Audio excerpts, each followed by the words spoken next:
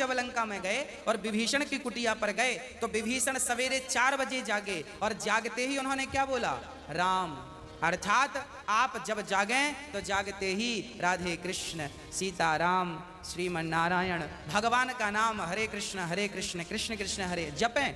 भगवान का नाम लेते हुए बिस्तर से उठें, उठकर बैठ जाएं। बिस्तर पर सीधे पड़े थे, उठ के बैठ गए। बैठकर क्या करना है? भगवान का नाम, हे प्रभु आज का दिन आपने दिया उसका धन्यवाद। फिर दोनों हाथ का ऐसे मंथन करना चाहिए और जब हाथ गर्म हो जाए तो फिर हमें हथेली को ऐसे खोलना चाहिए। खोलने के बाद हमें एक मंत्र पढ़ना चाहिए। मंत्र याद ना हो तो आप ऐसा करो, कराग्रे वसते लक्ष्मी कर मध्य सरस्वती कर मूले तु गोविंद प्रभाते कर दर्शनम। कराग्रे वसते लक्ष्मी, कर के अग्रभाग में लक्ष्मी का वास होता है। यहाँ कराग्रे वसते लक्ष्मी, कर मध्य सरस्वती, यहाँ सरस्वती का वास होता है और पूरे हाथ में भगवान कृष्ण का नारायण का वास होता है। कर मूले तो गोविंद, तो दोनों हाथों का मंथन, यहाँ लक्ष्मी का ध्यान सवेरे करेंगे तो आपके घर में लक्ष्मी आएगी, सवेरे से ध्यान होगा। सरस्वती का चिंतन करेंगे तो आपकी वाणी से दिन भर कोई गलत शब्द नहीं निकलेगा, गलत वाक्य नहीं निकलेगा, गलत विचार नहीं निकलेंगे, आपकी वाणी से कोई दुखी नहीं होगा।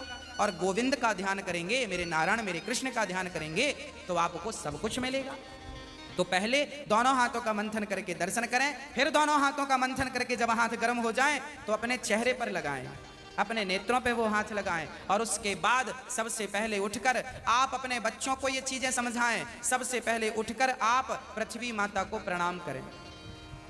पृथ्वी माता को, हे पृथ्वी माता आपका धन्यवाद, आपने हमें एक अवसर दिया है। आपके ऊपर हम कितना पाप करते हैं, हाँ मलमूत्र जैसी गंदगी त्यागने के लिए हम मजबूर हैं। माँ हमें क्षमा करना। पृथ्वी माँ को प्रणाम करना चाहिए। उसके बाद आप अपना पांव बिस्तर के नीचे रखें, हाँ उसके बाद बिस्तर के नीचे पांव रखें और सबसे पहले सवेरे बढ़िया सा पानी पेट भर के पीना चाहिए। मैं थोड़ा स्वास्थ्य की बात भी आपके लिए कर दूं। बच्चों को तो जानकर रात के तांबे का बर्तन जानते हैं, कॉपर, तांबे के लोटे में धुलकर पानी भर दो, उसे ढक दो और वही तांबे के बर्तन में जो रात भर से पानी पड़ा था उस पानी को सवेरे बच्चों को पिलाओ। वो तांबे के पात्र का जब पानी बच्चे पिएंगे तो वो बच्चों की बुद्धि प्रखर होगी, बच्चे प्रखर बुद्धि वाले होंगे। यदि आपके घर में चांदी का सिक्का है तो आप लोटे पर चांदी का सिक्का भी डाल सकते हैं, नहीं है तो कोई बात नहीं। चांदी का सिक्का जब लोटे पे डालेंगे और उसमें पानी भरेंगे, पानी का स्पर्श चांदी और तांबे से जब होता है तो पानी शुद्ध हो जाता है।